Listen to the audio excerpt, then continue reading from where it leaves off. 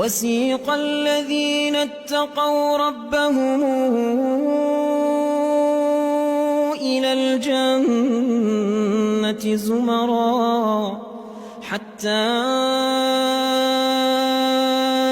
إِذَا جَاءُوهَا وَفُتِحَتْ أَبْوَابُهَا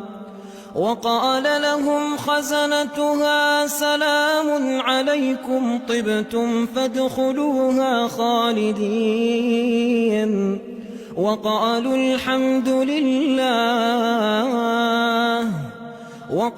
الْحَمْدُ لِلَّهِ الَّذِي صَدَقَنَا وَعْدَهُ وَأَوْرَثَنَا الْأَرْضَ نَتَبَوَّأُ مِنَ الْجَنَّةِ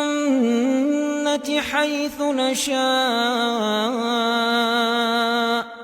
فَنِعْمَ أَجْرُ الْعَامِلِينَ وَتَرَى الْمَلَائِكَةَ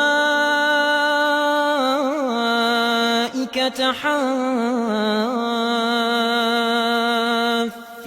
مِنْ حَوْلِ الْعَرْشِ يُسَبِّحُونَ بِحَمْدِ رَبِّهِمْ وَقُضِيَ بَيْنَهُم بِالْحَقِّ وَقِيلَ الْحَمْدُ لِلَّهِ رَبِّ الْعَالَمِينَ.